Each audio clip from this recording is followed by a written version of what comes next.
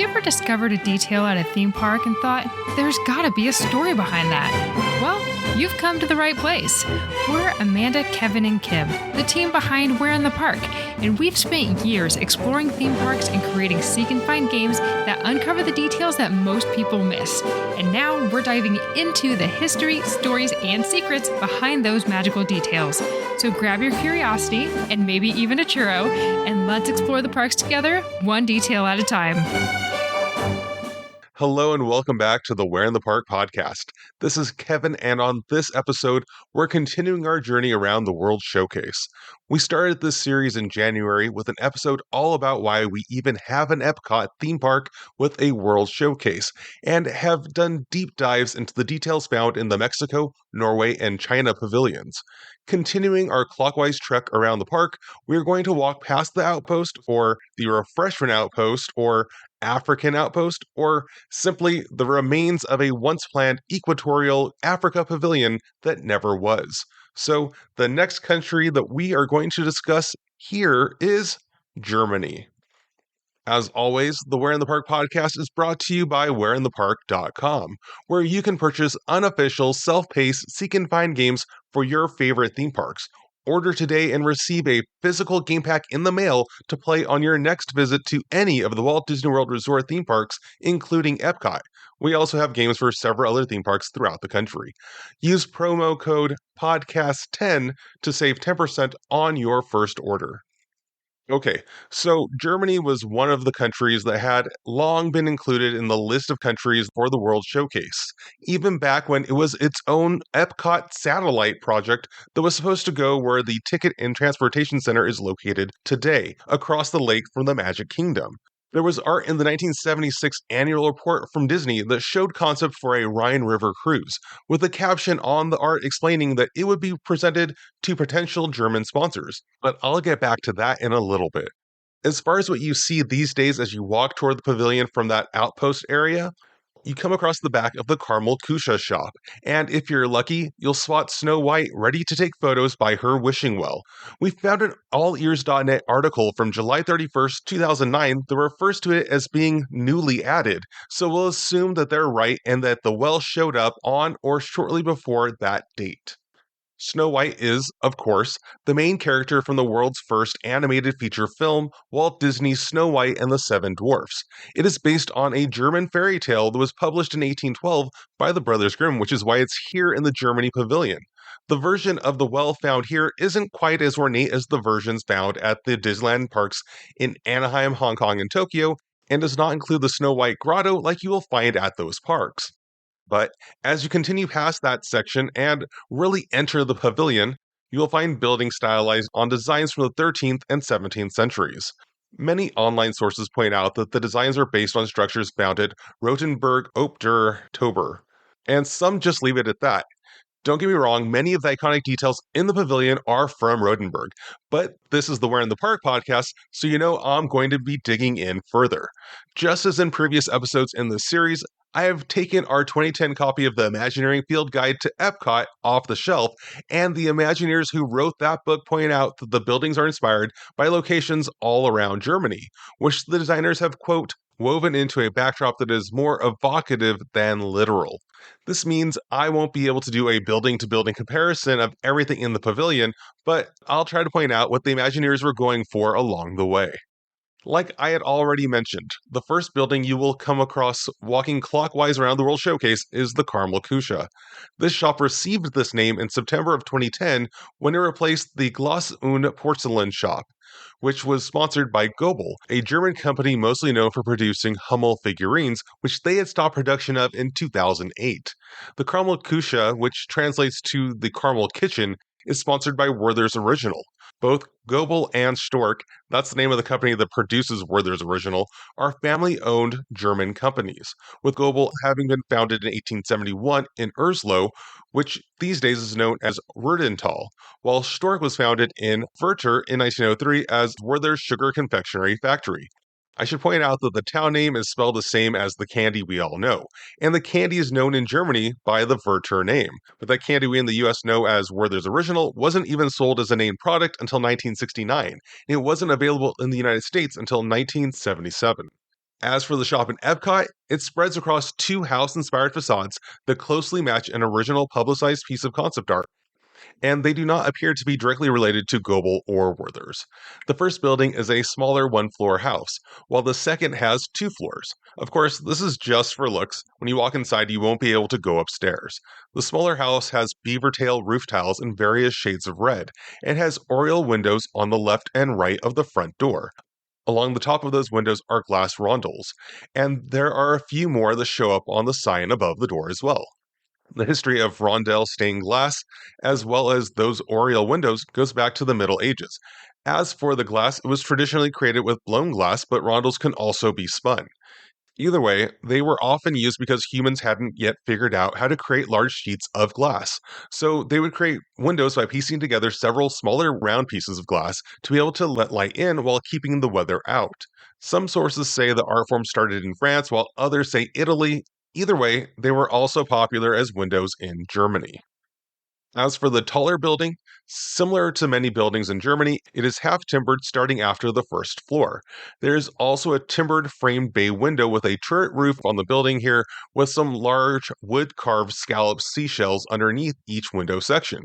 This is based on a similar feature found on a building at Klingengasse 9, or 9 Klingen Lane at Rothenburg, and is known as Fräulein Zeiker, or Fräulein's Oriel.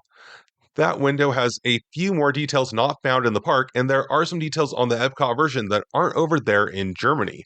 But if you did a rough sketch of that window and only included the seashells, I see how you could pretty it up to the window that is in the park. There is actually a similarly styled window found at Disneyland in California on the front of the Red Rose Tavern, which was formerly Pinocchio's village house, as well as at Disneyland in Paris on the Au Chalet de la Marionnette restaurant, which is a Pinocchio-themed restaurant that looks very similar to the original California version. The Pinocchio Village House at Magic Kingdom has a different look to it, but it does also have a timbered framed bay window with a turret above it and seashells underneath it. And the Magic Kingdom building predates the other three, where it was there on opening day in 1971, while Epcot's premiered when the park opened in 1982, Disneyland in California in 1983 with the new Fantasyland edition, and Paris in 1992 when that park opened. Now, some of you might be thinking, that's weird. Pinocchio is an Italian story, so why did Imagineers put a similar design at their Pinocchio restaurants to what is found at the Germany Pavilion? Well, the 1940 animated film had a Bavarian look to it because Walt Disney decided it should take place in an alpine village in northern Italy named South Tyrol.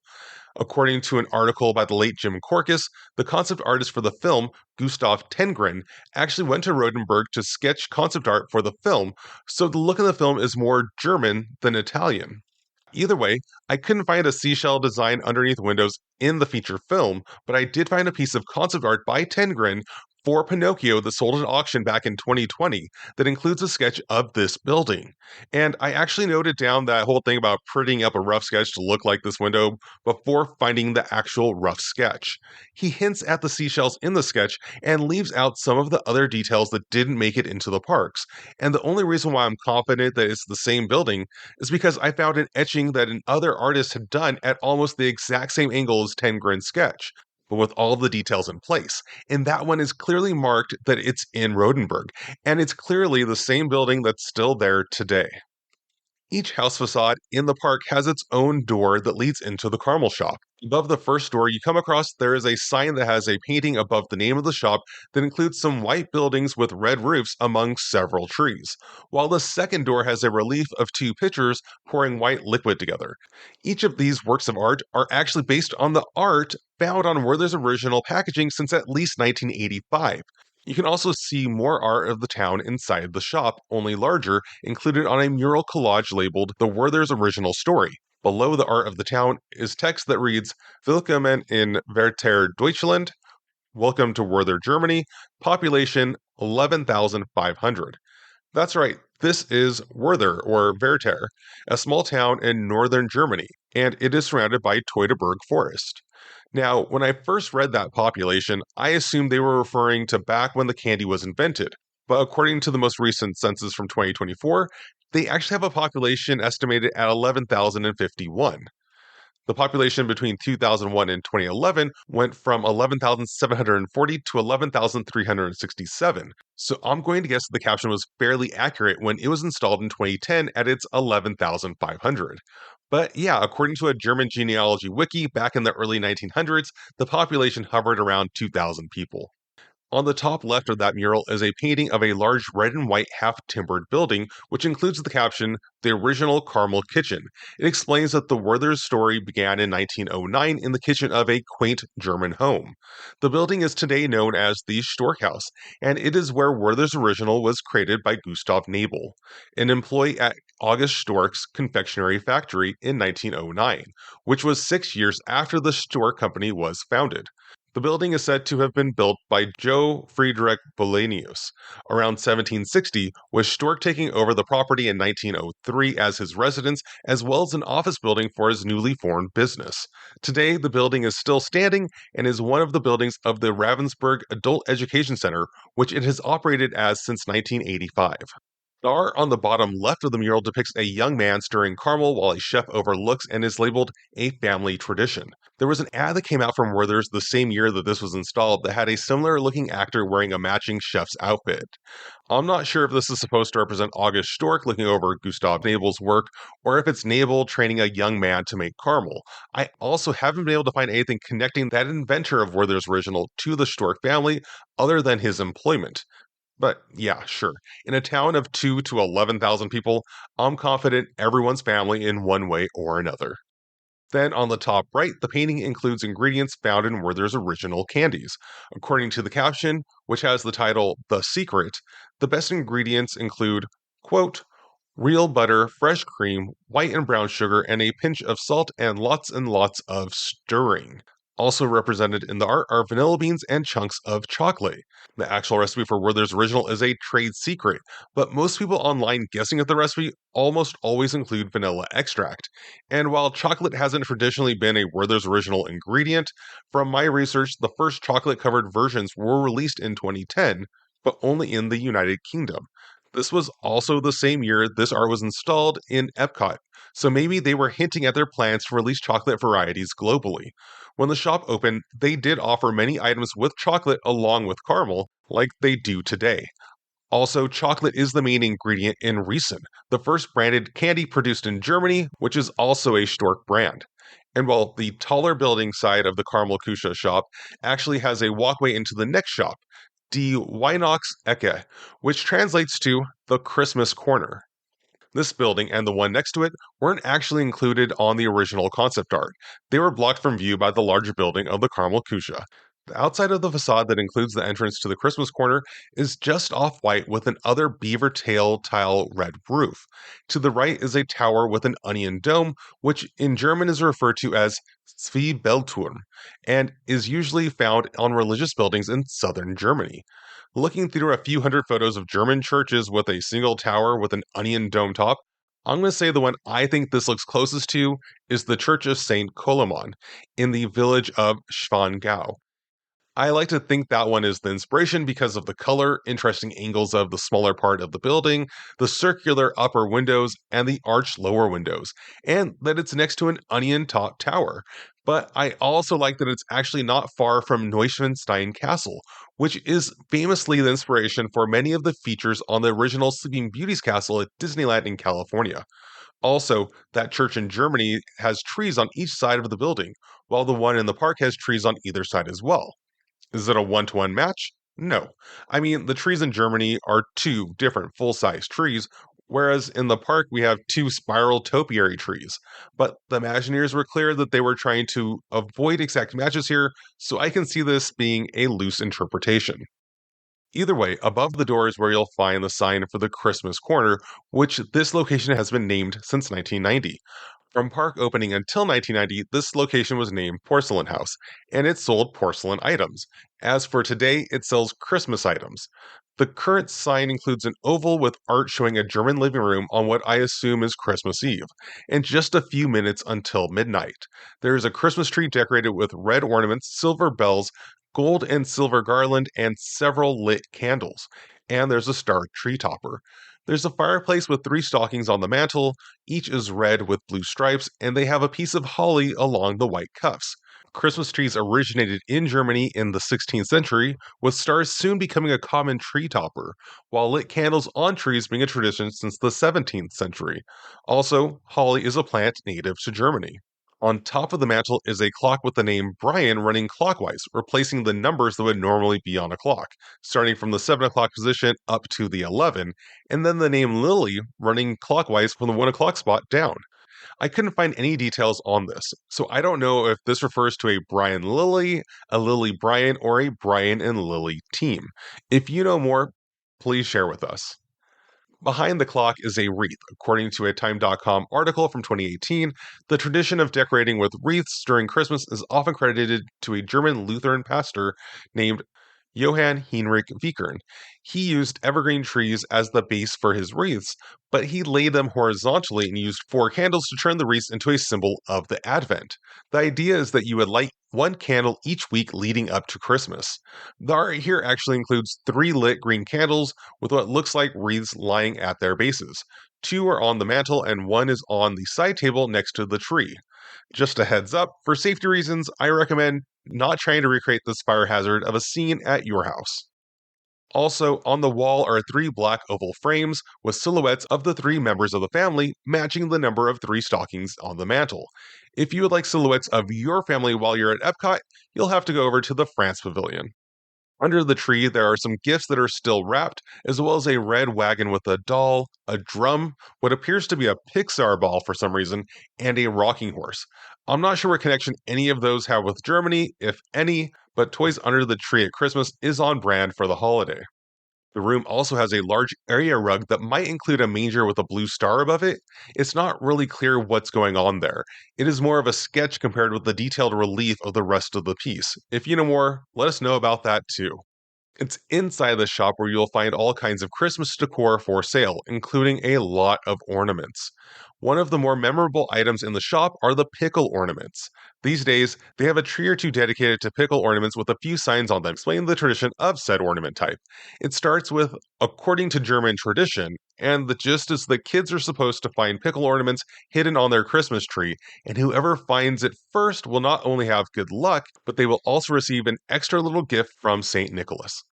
I watched a YouTube video by a German American woman who vlogged her first trip to Epcot, where she wanted to show whether or not it was authentically German. And in it, she mentioned the pickle ornaments and said she had never heard of this tradition, and she checked with family members back in Germany, and none of them had heard of it either. It turns out it's actually a fake German tradition that was most likely invented by a marketing team at a Woolworth department store in New York City in the late 1800s trying to sell German pickle ornaments. The story is that they had ornaments of all kinds of produce that they had received from a German ornament manufacturer, and the pickles were the worst sellers. So they made up the tradition and sales picked up. There have been surveys that show that far more Americans practice the German pickle ornament hiding tradition than people who live in Germany. So, yeah, sorry if I ruined it for you, but it is just an American tradition based on German ornaments. Continuing on, the next building is another half-timbered building, this time with 2 balconies and a ground floor with stonework on its facade.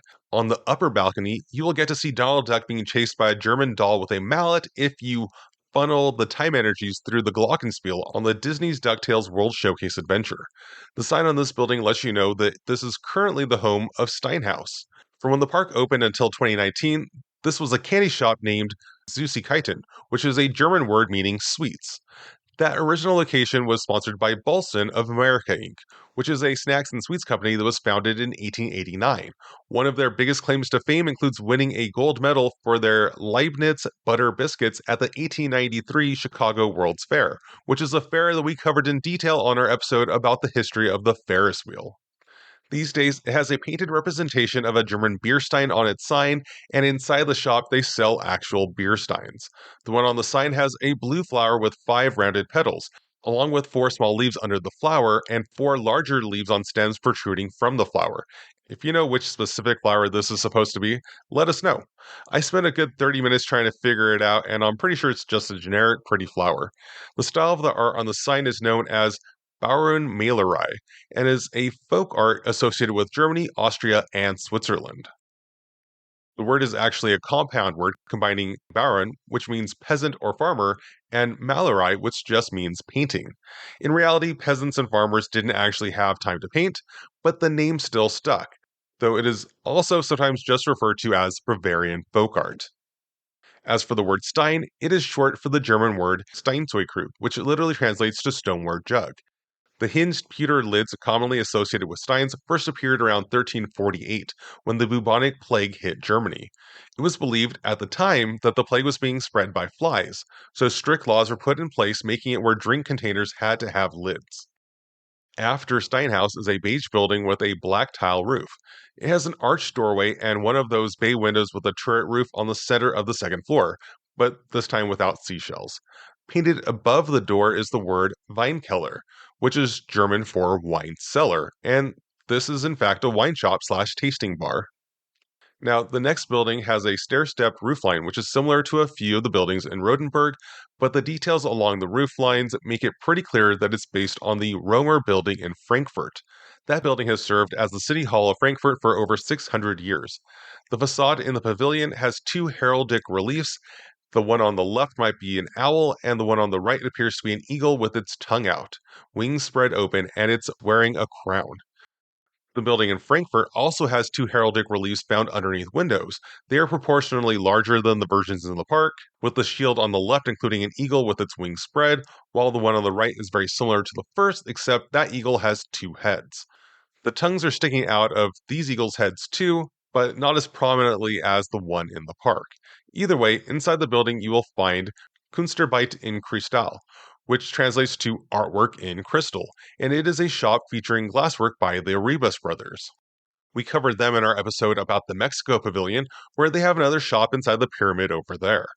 At the top of the sign here is a unique CA logo, which I believe is a reference to crystal arts, a term often used by the Arribas brothers and is the name of their shop on Main Street, USA at Disneyland in California. The next building has an archway entrance to the Beer Garden restaurant. This is the left side of the main show building for the pavilion, and it was presented on the original concept art. Before I continue on about this building, I want to share that above and behind this building are some details that look like they belong to a castle. The Measuring Field Guide points out that these castle designs are based on Eltz Castle near Koblenz and Stahleck Fortress on the Rhine near Bacharach. Looking at photos of these castles, I guess, sure.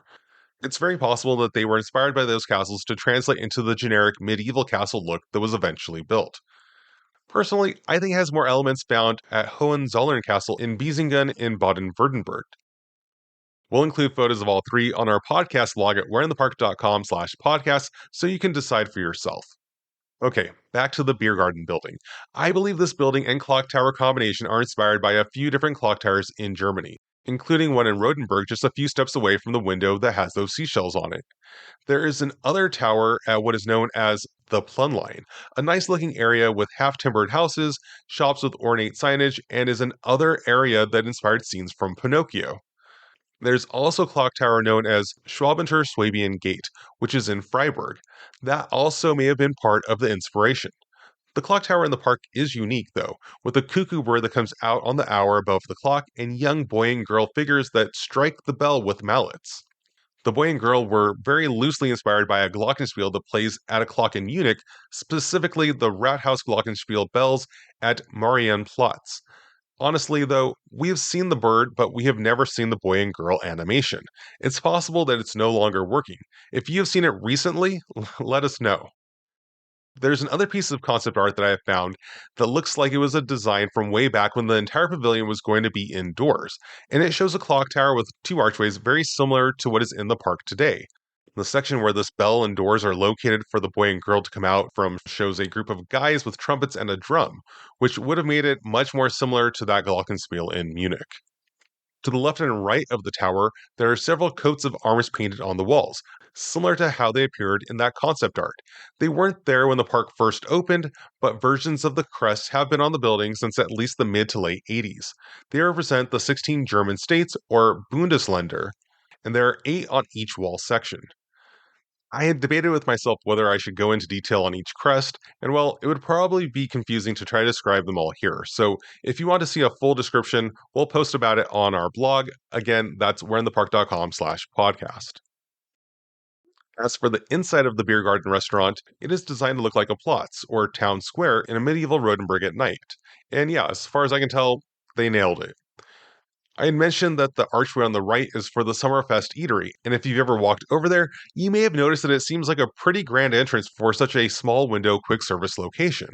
Well, I had also mentioned at the beginning of the episode that Imagineers had drawn up a sketch for a Rhine River Cruise attraction for this pavilion, which later became designs for a Germany River Cruise, and well, it turns out that this was supposed to be the ride's entrance. There's a mural back in this area with a red ribbon that reads Herzlich Willkommen, which just means something like warm welcome. The art has tree covered hills with two castles. The larger one looks like Reichsburg Kokum, and the smaller one might just be completely made up. Either way, this art was reportedly put up sometime between when the park opened in 1982 and 1987 to cover up some wooden doors that would have led into the queue area for the attraction. If you want to learn everything there is to know about this ride that was never built, we recommend visiting imagineeringdisney.com and checking out their Rhine River Cruise Mysteries post from 2012. The TLDR is that the ride was going to take you down the most famous rivers of Germany, including the Rhine, Tauber, Ruhr, and Isar, where guests would sail past miniature versions of sites you would see in those areas. The queue area was built, but the show building for an actual attraction never was. There was once a plan to build the ride in Phase 2, but EPCOT wasn't a financial success when it first opened, and they couldn't get a sponsor to pay for the ride, so it was canceled. I'm hoping they'll eventually add something great to this section of the pavilion in my lifetime. Before continuing on, I should point out the fountain in the middle of the square. Versions of this fountain appeared in at least two pieces of concept art, and it is based on one found in Rothenburg according to the Imagineering Field Guide. Tom Bricker over at the Disney Tourist blog, though, pointed out that on his visit to Germany, he and his wife saw many versions of St. George battling a dragon, and that he wasn't confident that the one in Rothenburg was the only inspiration for the one in Epcot. Also, that German American YouTuber I mentioned earlier pointed out that the cartoonish colors on the statue are very un-German. Either way, St. George battling the dragon is a famous story in Germany and often depicted in plazas throughout the country. There isn't a whole lot known about St. George, the person, other than that he was a Roman soldier who lived during the late 3rd and early 4th centuries that had lived in Cappadocia, which is an area that is now part of the nation of Turkey. The statue on the fountain depicts a scene from a story where St. George slays a dragon that had been attacking a town for years. There is art from the 9th century of George and the dragon, but the first known writing of that story is from the 12th century, in a prologue to the Greek Passion of George.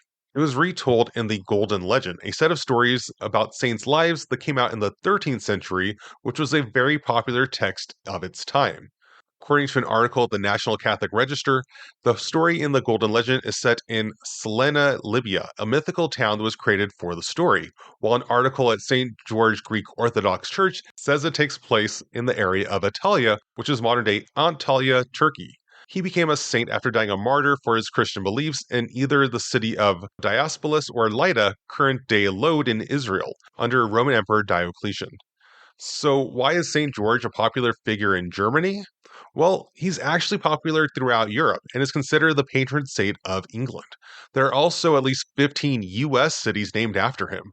The reason why he gained popularity in Europe ties back to his story in that 13th century Golden Legend book, as well as a link to the military, but also because, unlike other saints famous in Europe, he had never been to Europe, and his burial location was unknown. This apparently is important because at the time, areas like to claim saints as their own. But St. George was kind of a public domain saint, where any town could throw a festival or feast in his honor without worrying about another town getting upset about it. On top of that, during the Black Death of the 14th century, St. George was included as one of the 14 Holy Helpers, a group of saints prayed to for protection and healing against epidemic outbreaks. Continuing on, the next building is another half-timber building, and this one has a redwood door way up on what looks like a third floor, and it seems like it goes to nowhere. This is actually a common design on half-timbered houses, where it would be used as a loading door to get heavy items into the attic.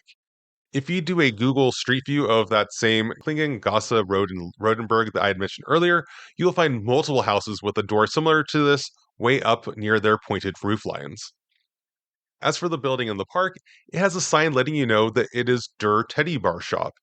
This shop actually opened with the park and features stuffed animals by a company named Steiff.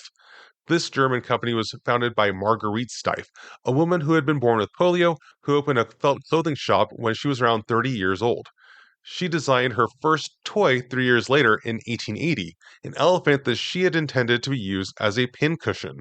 In 1893, she registered her toy factory for commercial use, and they began selling toys at Harrods of London in 1895.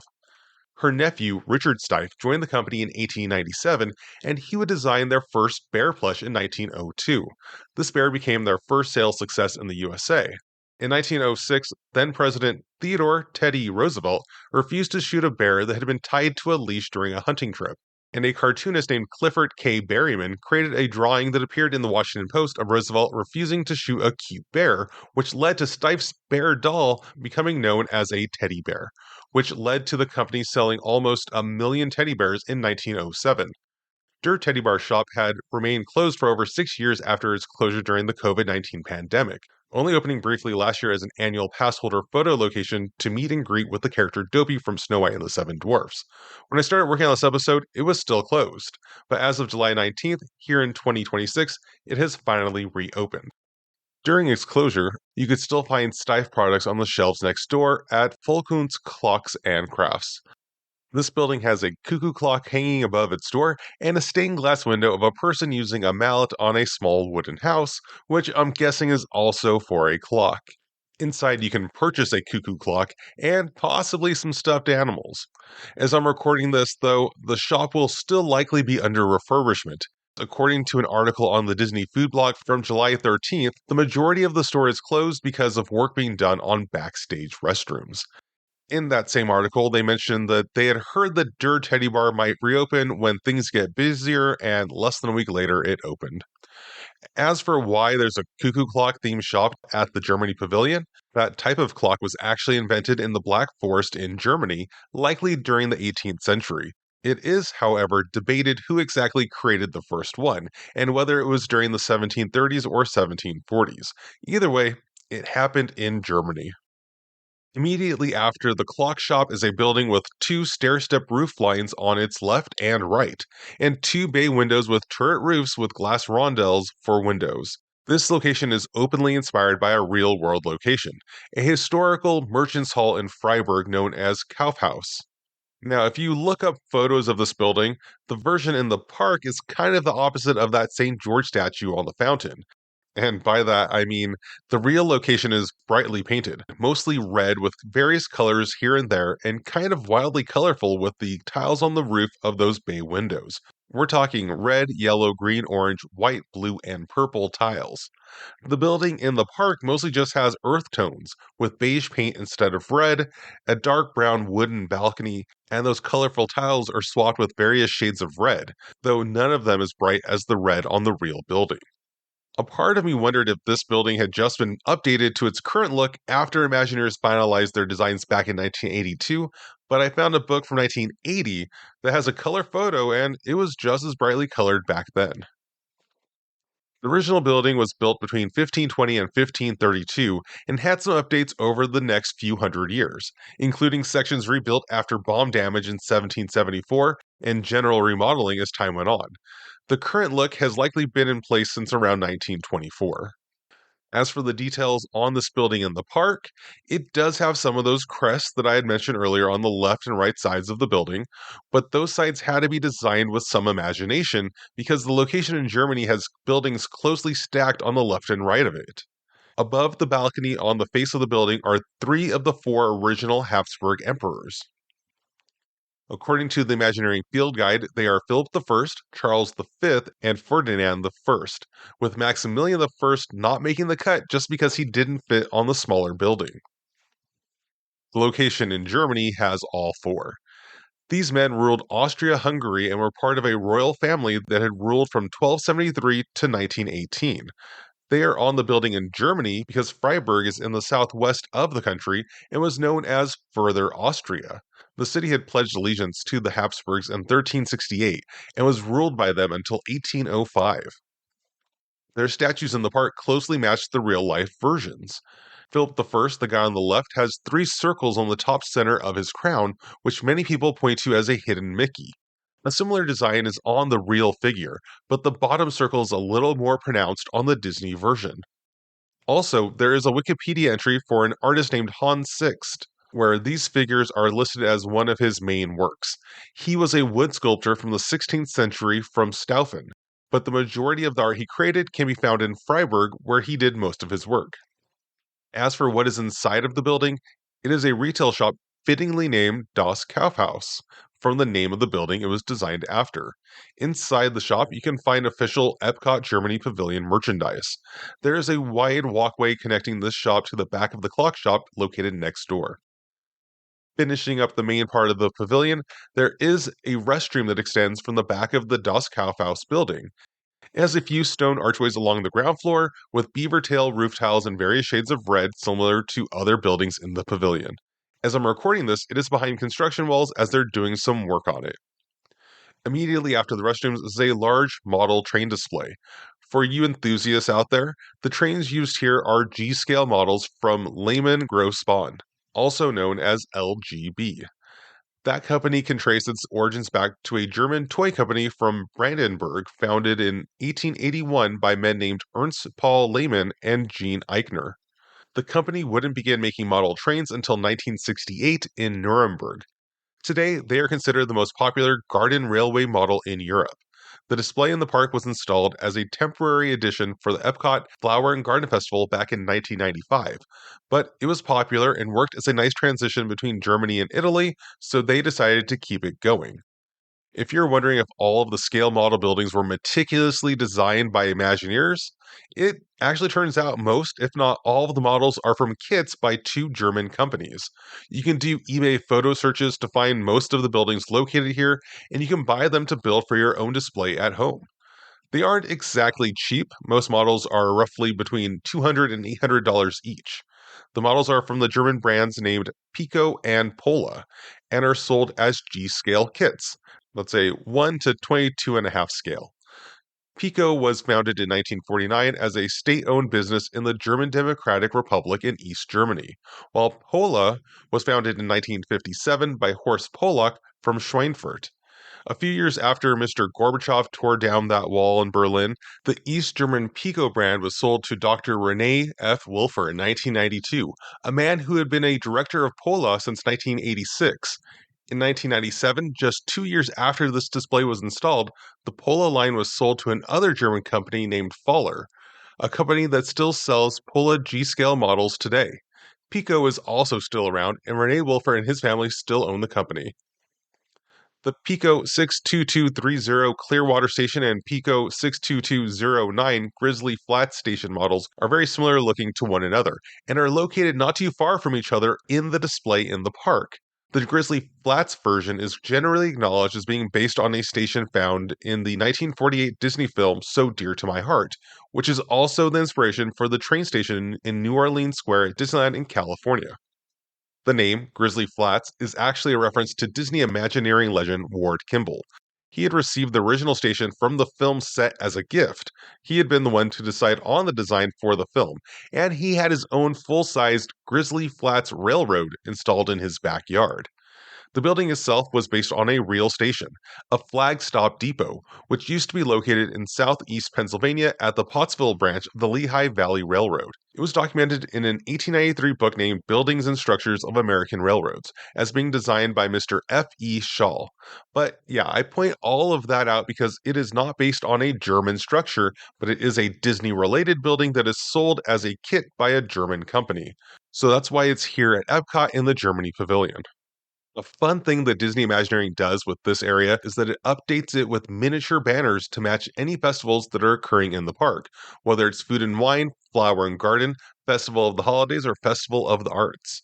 They hang from the sides of what appear to be modified LGB number 50500 street lamps. Yeah, those lamps are made by the same company that makes the trains, not the models.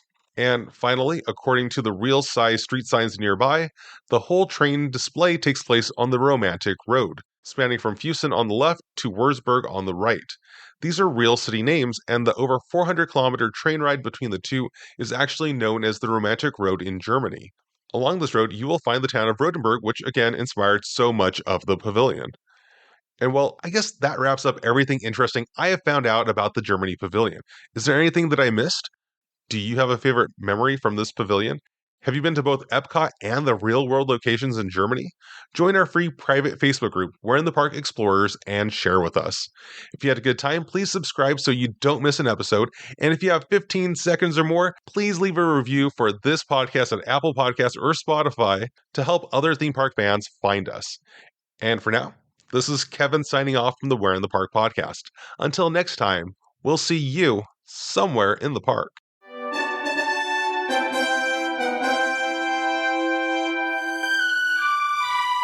Thanks for exploring with us today. If you're ready to take your park experience to the next level, check out We're in the Park Games. They're self-paced, seek-and-find adventures designed for you to experience the park in a whole new way. Whether you're visiting for a birthday, a family gathering, date night, or even a solo trip, you'll be searching up high and down low for the details found in the park's theming. Get ready to discover a deeper appreciation for your favorite theme park with a We're in the Park game and take 10% off your next adventure by using code PODCAST10. Which park will you explore next? Until then, we'll see you somewhere in the park.